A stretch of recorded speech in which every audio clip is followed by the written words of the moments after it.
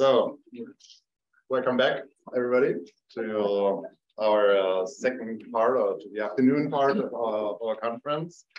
And as Tim already said in his opening remarks, what we have in common as it's reorganized is that we're all empirical economists, but then we have pretty different walks of life. So like we have Curti, who obviously is an economist and was one of the leading stakeholders in that sphere. And then we have Tim, who went off to create his own business and provides data to the community. And then I'm just a regular academic, and for some of my time, or quite a significant part of my time, I work on studies and guidance or advices to policymakers, in particular the European Commission. So bearing in mind our different backgrounds, our different key of expertise, we're kind of taking different roles in our contributions to today. So I'm kind of taking a fairly academic approach. So what that means is that I'm reflecting a little bit on part of these efforts that I've been involved with, but then try to conceptualize a little bit, try to get it up on a higher level to understand whether we can learn something about the general nature of what it is that we were trying to do here. And so I'm going to introduce some of these policy issues by way of example. I don't want you to get too hung up on any individual policy issue or individual policy debate, because I think the points that I'm trying to get across are a little bit more on a higher conceptual level, basically trying to understand what is the nature of the exercise that we're doing. So the title is FRAND as a norm, the takeaway from efforts to produce economic guidance on the meaning of FRAND. So there's this, you might call it a proliferation of efforts to produce guidance on the meaning and then also on the implementation of FRAND. So standards organizations have stepped into that, different types of policymakers have stepped into that. Tarane and Bo and myself, like people here in the room, we were involved in an expert group who has also as one of its roles to produce guidance on what is the meaning of FRAND and how to implement it. And policymakers are still on it today. The Japanese government has produced further guidance, and the European Commission obviously is also in the process of contemplating further things that it could do. And guidance on the meaning of FRAND is one of the possible avenues for that. And as Tim and I were both involved in a study for the Commission, which will assist the Commission with an impact assessment on the possible things they could do. It's also part of our job to think about, okay, how could we think about the possible impact of any such guidance that the Commission could produce? And generally, I think all these documents, I mean, they're obviously quite heterogeneous. Some of them are better liked than others, or some are like it's liked by one side and others by the other side, and some are more like it's trying to be a very high level and consensual, others are more committal to a particular position. But basically what they all generally tend to have in common is that they basically consist of two parts. There's kind of an enumeration of principles, theoretical concepts, what FRAND means, and then there's a discussion of different things that people do in practice, and some kind of directions to how you can do that. And these principles is things like, okay, the FRAND value of the license should reflect the value of the technology. That, for example, would be a high-level statement of the principle of FRAND. And then for the methods, it could be discussions on how to do a comparable licenses analysis and FRAND determination, or basically some ideas on a top-down determination of FRAND rates from the price of, for example, an end product or a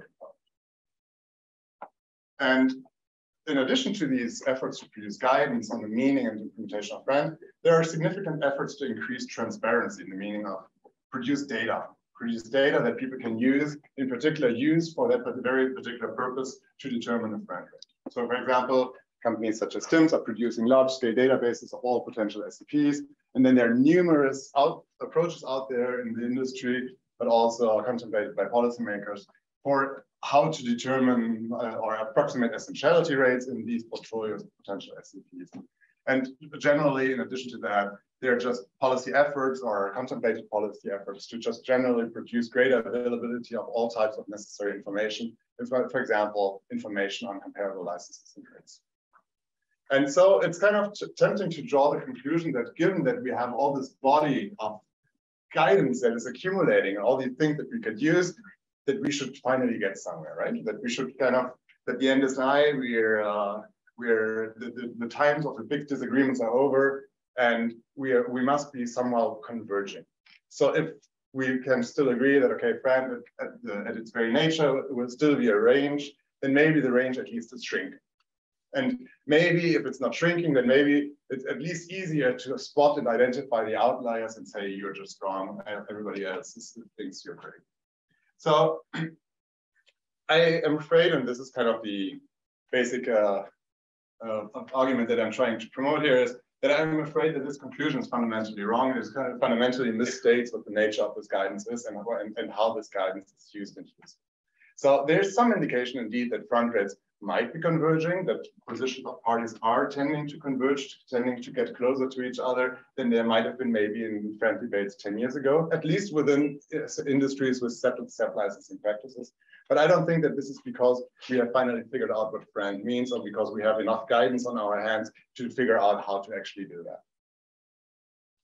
So let's walk through how we might think ideally about what your guidance could do. Maybe something that 5 years ago I would have set for myself as an ambitious goal for, okay, this is what I'm going to achieve with my own work. You know, like let's see what I can do, what good I can do to society. And here's something really useful that you could do is basically define a theoretical concept, explain in theoretical terms what it is, the FRAND value of a SEP license, then come up with an empirical translation of that theoretical concept. So for example, if you have settled on the theoretical definition that the FRAND value of a SEP license should reflect the value that the technology adds to a product, then you might say, okay, that could be translated to the difference between the consumer's willingness to pay for the product and the willingness to pay for an otherwise identical product that does not include the patent technology, something like that. So it's an empirical concept that makes the underlying theoretical concept amenable to empirical investigation.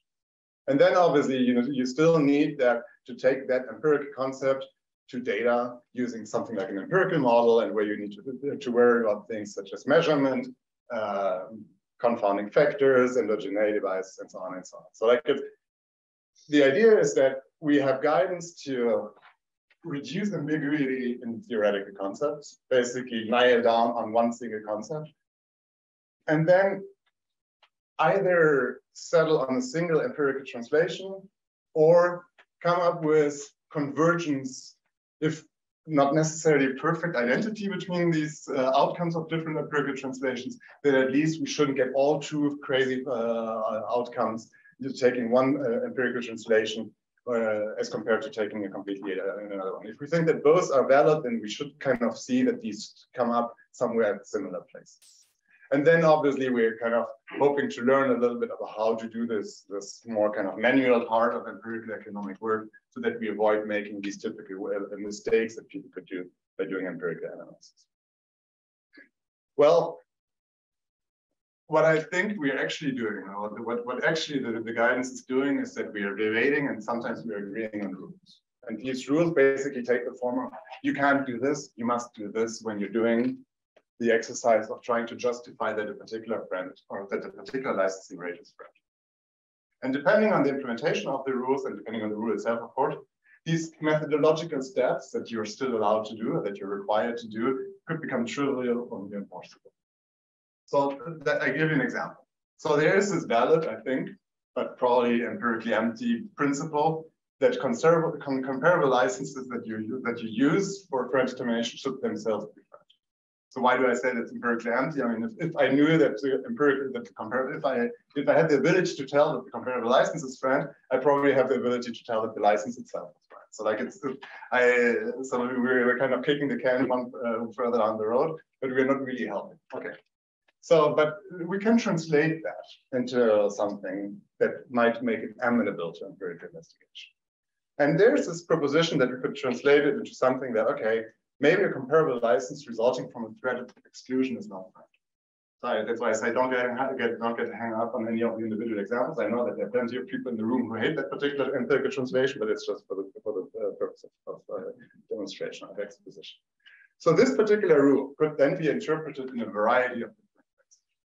So you could, for instance, say, okay, that means that you can't use a license that was concluded under immediate duress, like it's where the guy, he had like the exclusion order hanging right in front of the head. Or maybe like the court had already granted injunction.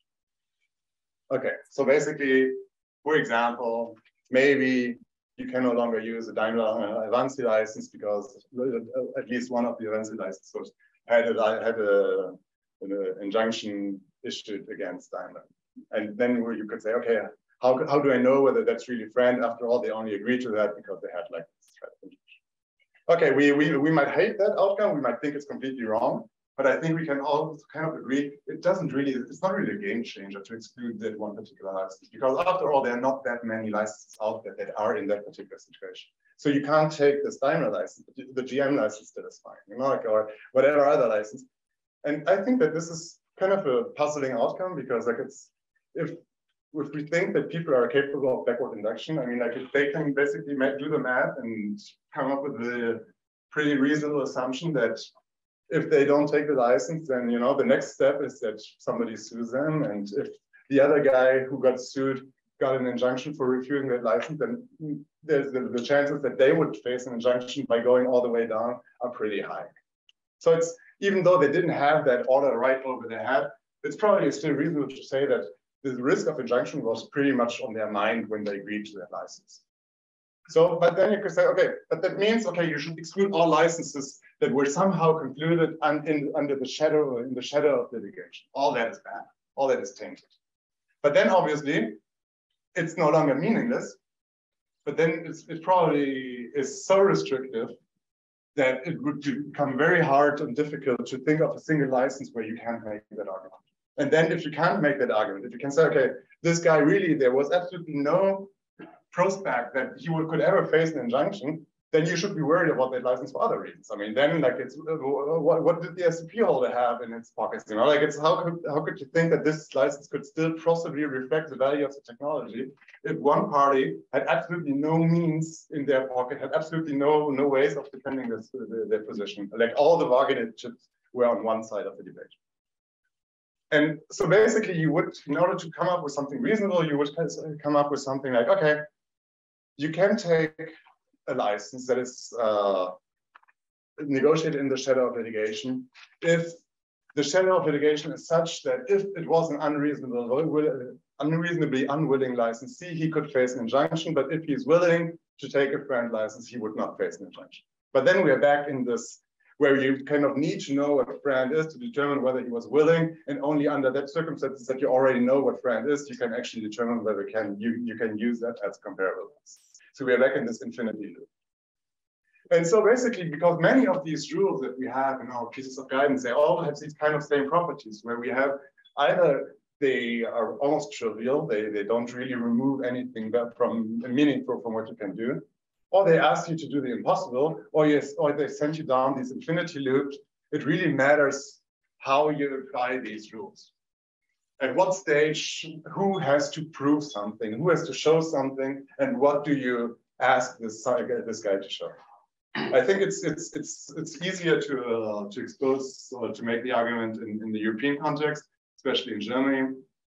So when you have like an Orange Book framework, so it's the implementer who has to make an offer. He has to demonstrate that the offer that he made was such that the SEP holder could not possibly have refused that offer without violating their FRAND obligations. You know, like then obviously, if you're setting a high methodological bar with these steps and you're excluding all different kinds of things that you can do to show to make a valid argument about what is FRAND, you're basically making it impossible for the implementer to do that, and the SEP holder wins.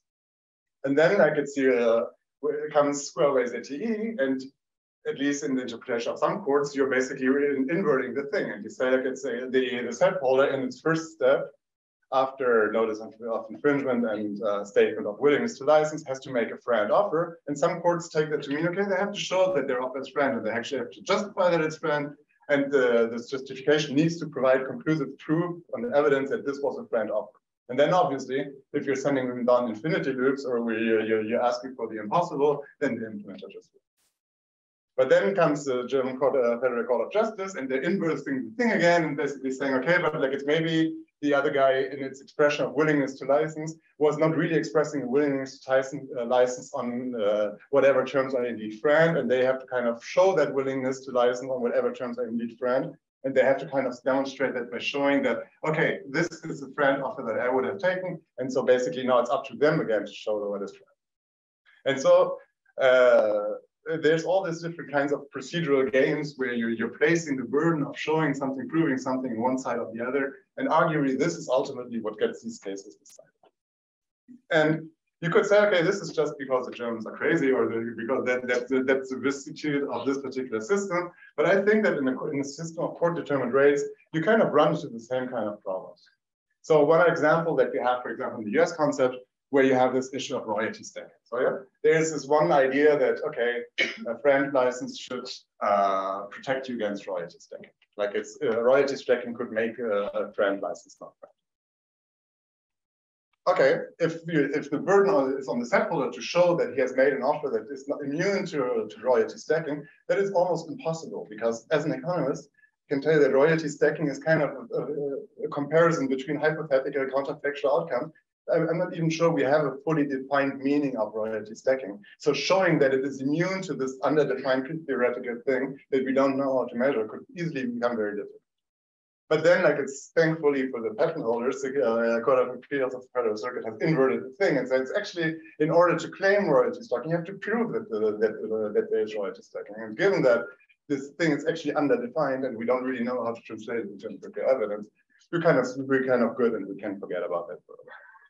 So like it's ostensibly we are taking the concepts to data, and clearly cases are getting decided thanks to these rules. But it's not clear that the line of that goes from the concepts to the empirical translation to the actual determination of prices is anywhere near where we thought that would be ideal. So what is going on? And I think that fundamentally what's going on is that we have a problem in understanding what FRAND means and what this guidance does to FRAND. So I think there are, and I need to speed up a little bit, but like I think there are two possible ways to understand what FRAND is that make it empirical, that make it something that we could discover by ways of empirical research. One is to say FRAND is a price. As an economist, we know what a price is. A price is determined in the market. We have to observe the market. We have to study the market. We have to conclude on what the market, what that particular market with this particular structure, what kind of price it produces. Okay. And then there are two variants of that again. Like it's one is kind of, okay, we take the market as it is with its structure. Based on this structure, meaning like it's the number of participants in that market, the type of competitive relation, and so on and so on, we determine what kind of price they would set. And that leads very quickly to these models of patent holder royalty stacking, because we know that, like we have SEP holders and they are complementary. They have a position of market power over that particular piece of technology at that particular point in time. And a single static industrial economics model leads you to these outcomes where they set prices that are not only monopoly price, that are even above monopoly price. And that is probably, I think that these models are useful for telling you what would happen in a world that was like that. And they are primarily useful for telling us we're not in that world. And that is, the thing is that these things are impossible to reconcile with empirical evidence. You might think that rates are too high. I'm not arguing with that. But I don't think that you can argue that rates are above the monopoly rate. I don't think that you can argue that SEP holders, SEP licensors collectively would be better off if they all agree to cut down on rates. I think that this is, I mean, this is just a proposition that I don't think even like proponents of the holder theory would still do. And also, it's basically a statement of pathology. It's a statement, okay, the market is wrong. The market needs to be fixed. It doesn't tell you what the FRAND rate should be. So you end up with these definitions of the FRAND rate is a rate that excludes any hold-up value. Okay, and the hold-up value is the value that goes beyond FRAND. So we're back in this infinity. So we're just defining it. We have a negative definition, but we don't have any positive. And then the other version of that is that we are taking a Chicago approach and saying, okay, like forget about static, like the market's actually much more competitive than you think. There's entry and there's competition from other standards, and then they're bargaining, and so there's competition for rents between all these different complementary inputs and so on. And all this is valid, I think all this is true. I think all this is probably a very good counter to the structure conduct performance paradigm, but it still falls short of basically making this prediction that the market is fine. Like it's all these arguments together don't tell you that the market price will be efficient. It's not, all these things together do not constitute a perfectly competitive market. And second, it's also not a compelling explanation for what we see in the empirical observable data. So when you think that Microsoft and Motorola, but that Motorola ended up getting 1,000 times less than it asked for, there is, at least for me, an indication that their pricing power was not particularly compelled by the existence of competing standards on that particular market. Their pricing power was clearly limited by the court that set the rate at a particular rate. So basically, I think that at a empirically, the rates that people are getting in the market is based on what people think they can get away. And so let's forget about prices for a second. And the other alternative is to say, okay, the prices are based on the value itself. The prices are bad, the prices are tainted, but the value itself is something that we can measure. And I mean, there's a hardcore variant of that has some chance where basically, okay, the value is an attribute of the product itself. You know, like it's like I have to study the product and then I know its value. So this is something that in the 18th century French physiocrats would have said. You know, like it's basically you have to study the product and then like it's based on the objective physical properties of that product, you know what it's worth. And these rules translate into all kinds of no-nos, all kinds of things you can't do. You cannot include the value of standardization. You cannot include anything that reflects the market success of the product and so on. And but what do you do? What do you end up with? What can you do? So somebody might say, okay, you have to use a component where the technology is actually implemented because that's where it is, you know, like the value must be there because that's where the technology is. It's that little chip, you know, there's the technology. So don't look anywhere else. Look at this little chip, you know, like the technology is not anywhere else. That's where your value is. But what is the value of the chip? You know, like if I can't take the price, I mean, or why is the component price not changed if the end product price is changed? Like it's why is the price of the chip not driven by the success of the chip? Or if it's really not driven by the success of the chip because a guy who has absolutely no market power over the price of the chip, he's just a price taker, then it's just the cost of making the chip. And then we end up with something like a cost-based approach. We're just trying to measure what kind of effort people put at R&D and try to give everybody a fair rate on rate. So, and there are a few things we can agree on, but one of the things we agree on usually is that we don't do cost. And then like the little bit more advanced or sophisticated version of that is a variant where you say, okay, the value is determined by the consumer willingness to pay for the product or for the technology. And then you have to kind of come up with a way of, so you're basically backing up a model because what consumers are paying is not what they're willing to pay, it's what they have to pay. And so like it's kind of a counterfactual. What would be the maximum price that the consumer is willing to pay? And then you have to take care of all these things. You have to control for all other relevant product features. You have to neutralize any kind of potential lock-in effects. You have to deal with network effects, with complementarities between the different features. So by the time you have written your third PhD thesis, you're done and you have a demand function. And you have that. And then, okay, you have a demand function. And you can say, okay, there's a marginal cost for making that thing. So we probably exclude that from the value of the technology. We have this green triangle, and you know, I can see that. That's the value. That's the value that the technology has created. But where's the FRAND? You know, what is FRAND now?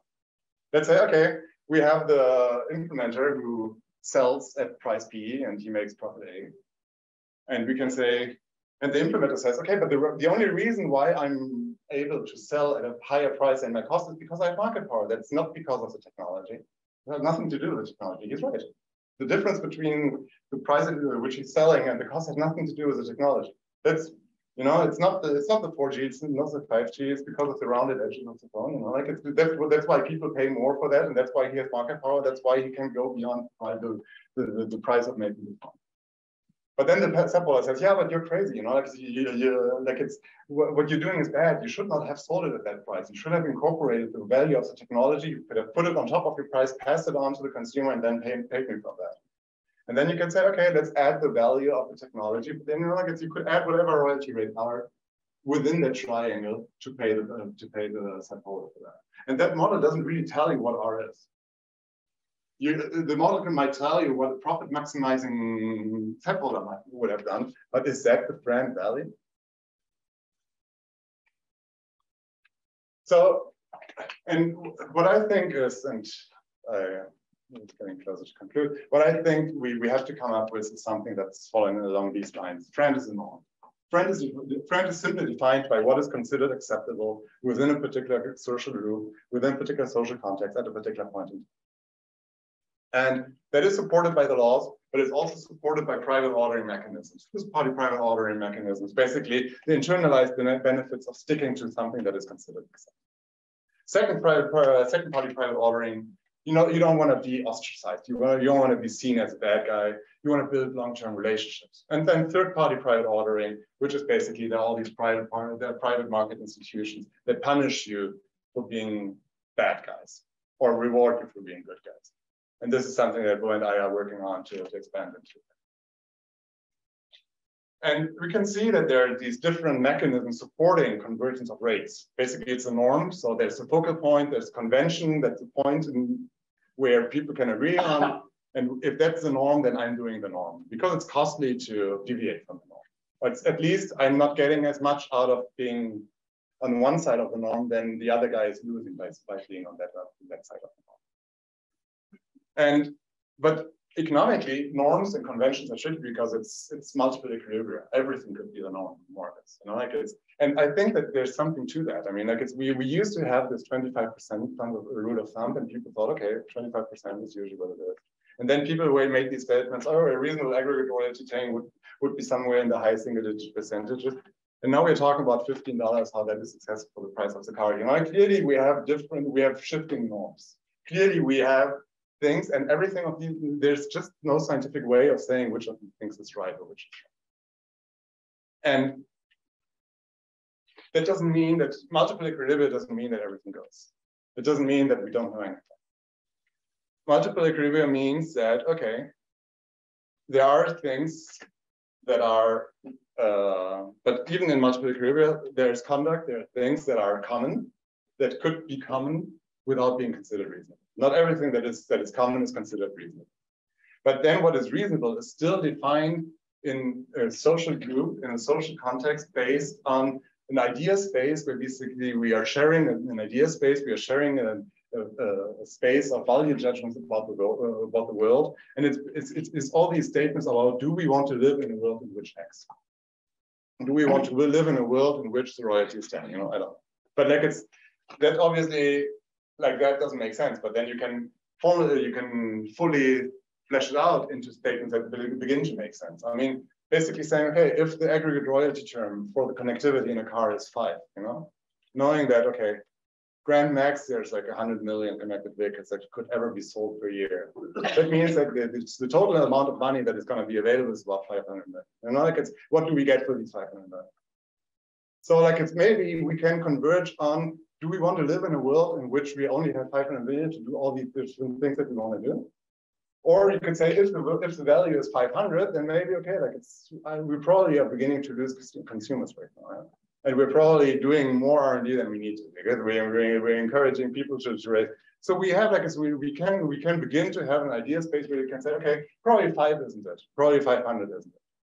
But that's not science. I mean, it's basically, it's a market for ideas. It's a market for values where we basically say, okay, I'm making here a value proposition. I'm saying this is what I think the world we want to live in could look like. And then I'm looking for buy-in. I'm looking for people who are willing to get behind me.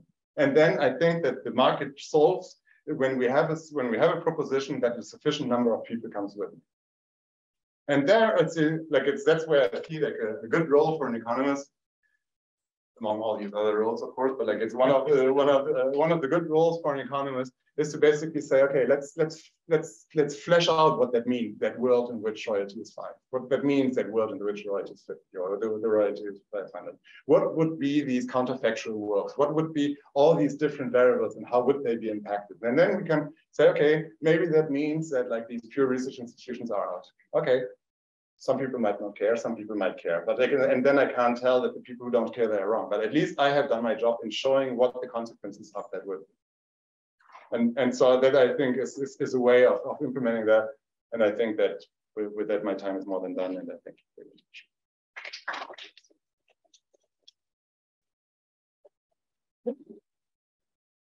Maybe we take a couple of questions really quick. Comments, questions, or we can move on to now. But I loved your talk, Justus. I mean, it's not just because he's a friend. I thought it's a master thesis on FRAND. Like, what's behind it?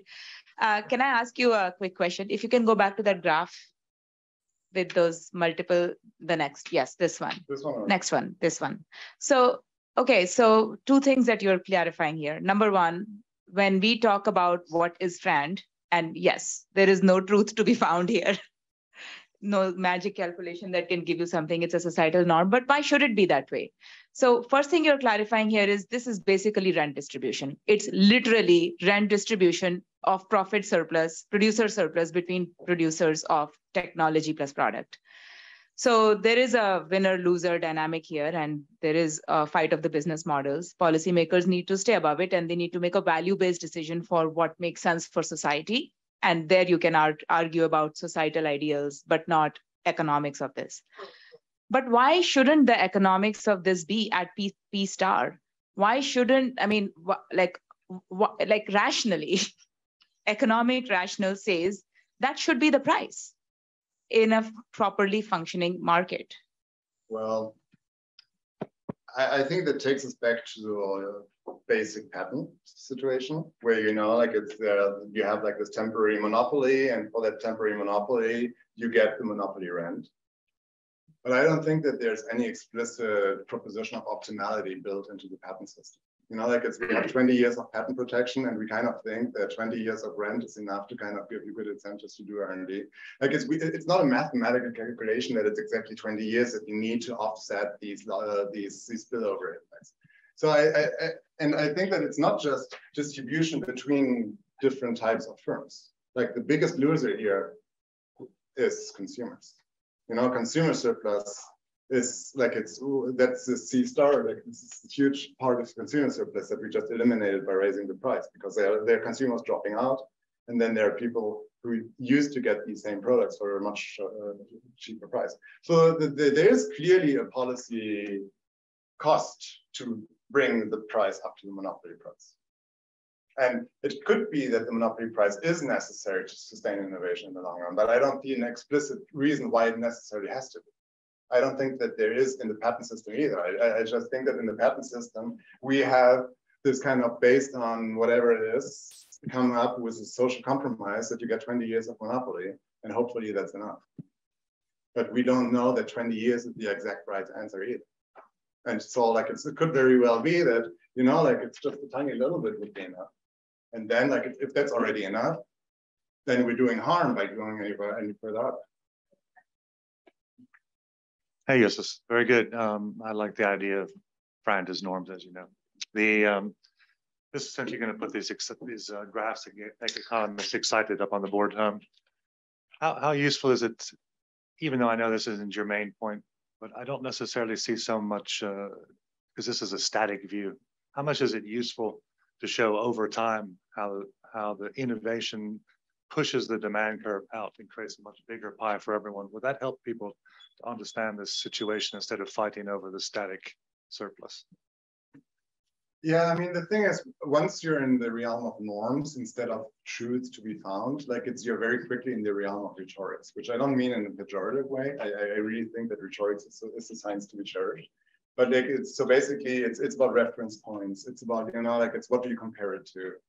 And so basically this is where you say, okay, maybe we're losing consumer surplus in the static short run, but you know, like the thing would never have existed but for the patent anyway. And you know, but look how much value we're creating in the long run, and many decades after the patents have expired and so on. So like there are all kinds of different ways of putting things into perspective, and all this obviously is super important when you're talking about norms, because you basically want to create a feeling of adherence by people. You know, like if you want people to buy into that, people need to think that this is fair and just, and there's a reason for that to be like that.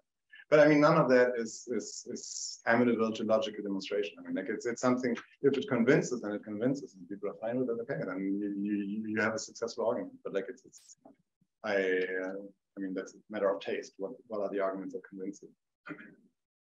One more quick one. I'm not sure I'm capable of asking a quick question, but I will do my best. So FRAND as a norm is a great concept, but I wonder if you're not yet taking into account the other norms that exist. Because if you can think of patent law itself as a norm, you just mentioned the 20 years, right? That's a choice that the patent, that is a feature of patent law, and is a feature, and patent law is what we have done, that we have considered is sufficient incentive for innovation. And I will expand that to say that includes all of the rules of how patent cases and disputes are decided, because the mechanism for exclusion is the legal system. So all of the legal rules about how that happens apply. And that's basically how society has valued. We've set up those rules, and that results, people operating within those rules results in a value for the patents. And that value is what society has decided is the appropriate value.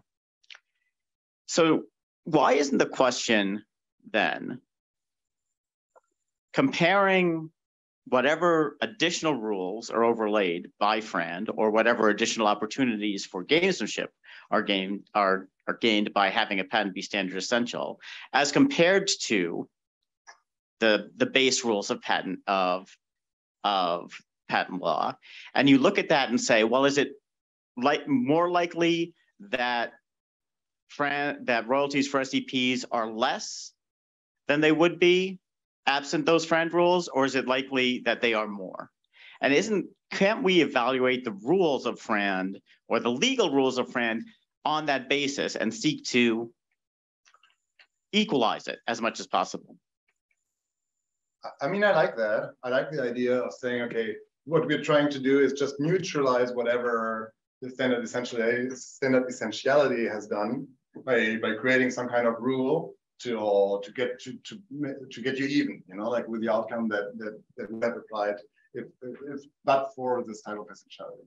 I think that's plausible. I think it has some kind of appeal to it, but I still don't see an explicit kind of proposition of optimality. You know, like a society could come up with whatever other rule, and then, you know, like in other areas of patent law, they come up with whatever other rule. You know, like to take compulsory licensing or whatever, and you know, like society makes determination how much people should pay for these drugs. You know, like society makes whatever kind of determination, and these are just supported by context-specific norms shared by the people who are relevant in that field. So I think that you could say that FRAND is a policy, a social policy that was defined by the people who created these standards organizations, but also by people who drafted whatever policy statements that come into bearing. And so there is a social group, and they have come up with this compromise of this is FRAND. And kind of, we're in this group, we're part of a small society of people who are talking about, okay, what is FRAND? And I mean, my argument in favor of this market for ideas is, okay, you have your suggestion. You say, okay, I think this is what I battle for. But I would still like, rather than for some kind of inherent appeal, you know, like, okay, just because that's what patent law generally is, I'd still rather you think about the consequences. You know, like, okay, like it's okay. Can you calculate what that means in terms of outcomes, how it would affect consumers, how it would affect, you know, like companies and whatever. And then we compare these different outcomes, these different states of the world, based on just our general preferences for, you know, like the arbitration between consumer surplus and profits and so on. So I don't think that we are necessarily bound by anything. We're not necessarily bound by the fact, okay, we have to neutralize the effect of standard essentiality, not more and not less. I mean, if we come up with a norm that is different and we can support it with something that shows that, okay, like the consequence of doing that would be adversarial, then why not? I think that the norms support that. And I think that when companies said, okay, let's say that in our judgment, an aggregate, a reasonable aggregate royalty term somewhere in the high single digits, I think they made this kind of calculus, and they were getting buy-in into this concept, at least at this particular point in time.